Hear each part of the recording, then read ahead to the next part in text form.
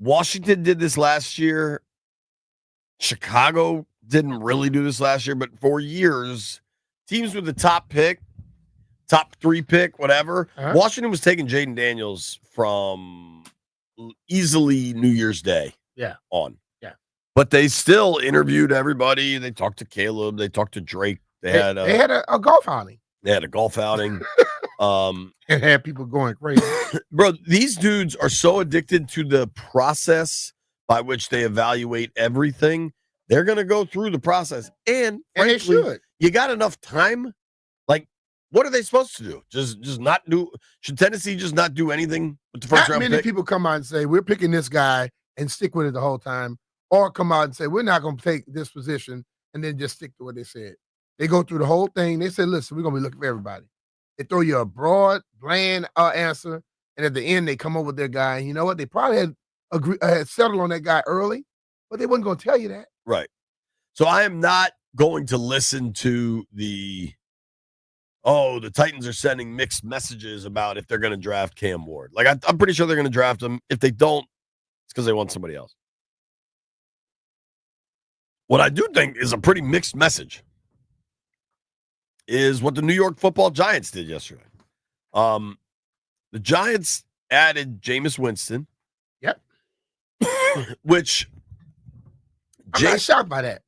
Jameis, to me, has reached the Ryan Fitzpatrick portion of his career where people are more excited about, like, the dude than necessarily the quarterback. Because like Fitz, Jameis will have some baller games. Then you're going to have some real bad ones, too. And everybody seems to zoom past the bad ones because he may have a future in golf broadcasting. I saw him broadcasting on the NFLPA thing. I watched some of that. Jameis is different. That's all I'm going to say. He's a different cat, man. Boy. He is a different cat. But I could understand why why New York wanted to sign Jameis. Because I think, frankly, if you're the Giants, maybe I'm projecting far too much here, but I think the Giants just want to take Arch Manning a year from now. I think that's their plan, is to be in position to get Arch Manning in a year. Maybe. They had Eli.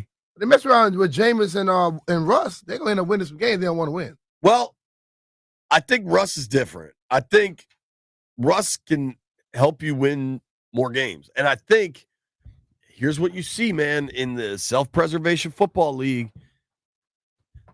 Like the Giants organization, I'm going to ask White Brian, a Giants fan, this in a moment, but organizationally, the best thing possible for them might be to suck and to get the number 1 or a top 3 pick. Be the first team to go 0-17. But I would love it. I wouldn't mind it. But that's not what Joe Shane wants. That's not what Brian Daboll wants.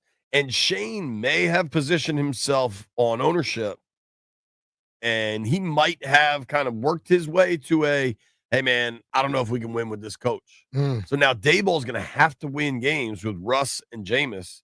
And I don't know that organizationally, if there's alignment, you know what I mean? And it's hard to get. So it's one thing you sign Jameis, then you go and add Russ Wilson. And Russ got some real money. You still have Tommy DeVito, who you'll still have, Paulie from Weehawken calling in to WFAN saying he should start. Now, they know he shouldn't be starting. Right. They only want that dude to start because it makes them look good or feel good. Yeah, they still have the 3rd overall pick. Like, if you liked Shedeur Sanders, you could probably get him at 3. People are talking themselves into Jackson Dart and this dude from Louisville. Like, good luck with all that. Or, like, if you want Kirk, you could probably go get him. But now, all of those options are off the table now by adding Russ and Jameis. Russ in New York, Russ and the New York media. How you feel that's going to go, B? Russ is polished enough to deal with it.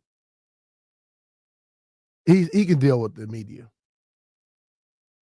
Like you say he's a alien. He's in Twilight Zone. They're not gonna bother him very much. But his wife will love being in New York. I almost wonder if that's why he's there. I mean, he signed a $21 million deal, and Jameis deal what, $4 million a year. Yeah. So he's signed to be a backup. Right. Yeah. Something interesting from Dan Duggan that covers the Giants for The Athletic. He said, there are some incentives in there. It's a lot of $1 million and for playing time, for wins, all that stuff. Mm-hmm. But I do think this cough is coming on hard here. The Giants hit that medicine, man. I took it this morning when I woke up. The Giants are at least intelligently have not locked themselves into anything for next year. Like they can get out of all this stuff. Mm-hmm. White Brian, you're a Giants fan. Your quarterback room is now Russell Wilson, Jameis Winston, and Tommy DeVito. How you feeling, buddy? Not good. It's a total disaster. Why? With Jameis, it would have been fun, even if they lost. Russell Wilson's just going to be. I'm not going to want to watch Russell Wilson play quarterback. I don't like watching Russell Wilson. I'll be honest with you. Malik Neighbors and Russell Wilson might end up looking real good for you. Jameis Winston made Jerry Jeudy look like a Hall of Famer. I understand, but Russ throws the prettiest deep ball I've ever seen.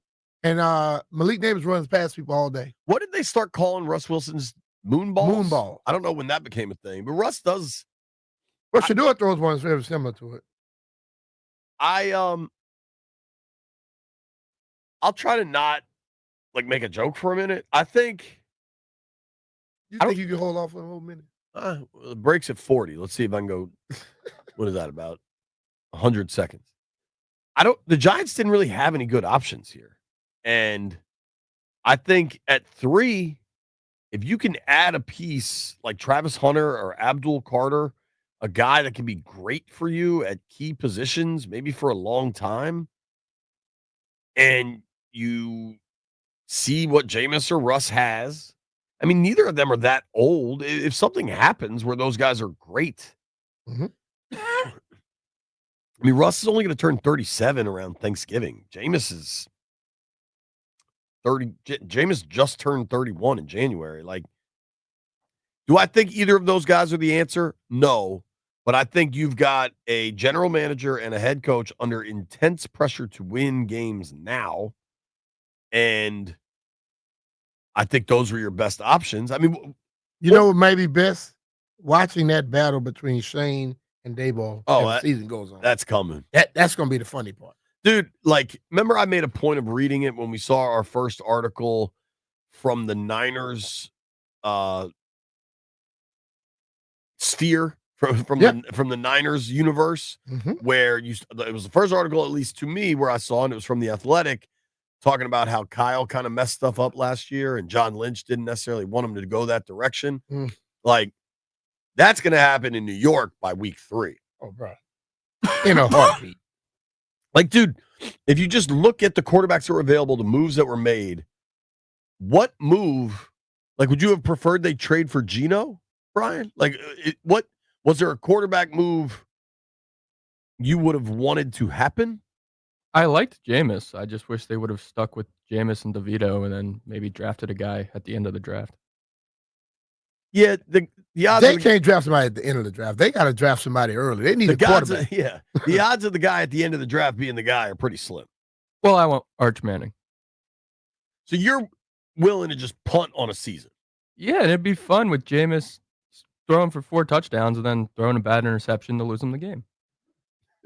I'm telling you, people, whatever quality Jameis and Ryan Fitzpatrick before them had is people remember the 4 touchdown games. But Jameis, the game that got him benched in Cleveland, he was 16 of 25 for 140 yards with 3 picks and 5 sacks. Nobody remembers that one because Jameis is funny and kind of happy-go-lucky. Yeah. That's going to be a super positive quarterback room. See, I think Jameis's positivity is sincere. I think Russ is a complete act. I think the reality with Shane Jameis Winston and Ryan Fitzpatrick, before Jaden came, we had a ton of experience watching horrible quarterbacking play. At least there's something. Jameis is fun. Like, he's going to say ridiculous stuff and throw crazy touchdowns. How many times did we have to go out there and watch Mark Sanchez play quarterback for this team? Terrible. That's the worst thing that can happen to you. Kyle Allen is the worst scenario. You want to avoid that at all costs. And Jameis isn't Kyle Allen. I mean, he's not good, but he's at least fun. Right. I think the worst, and I don't mean this for Sam specifically, but I think one of the harder scenarios that like Brian just mentioned he would like is you draft a guy late that shows some promise, and then you're like, oh, let's stick it out. Let's see if we got something here. You gotta cut bait with quarterbacks till you find them. I don't think they have that right. That they have the ability to do that right now. They've screwed up enough. I guess maybe the best case scenario is drafting a guy in the 5th round, having him suck hard enough you get the 2nd overall pick, and then fleecing the Seahawks for a 3rd rounder for the guy. I think that's actually the best case scenario. And then hitting the second overall pick and finding your guy for the future. Yo, here's the truth of the matter. The NFL is a haves and have-not league. There was a long period of time in the NFL where you could get by with a decent to good quarterback if you built an awesome run game and an awesome defense. That era has largely been regulated out. Talk about over-regulation in government. The NFL has over-regulated passing offense. That is what they have dictated you need to win. And so the NFL is basically now about haves and have-nots. Washington was a have-not for 30 years. Now we're a have. Sorry, White Brian. You're a have-not. We'll be right back.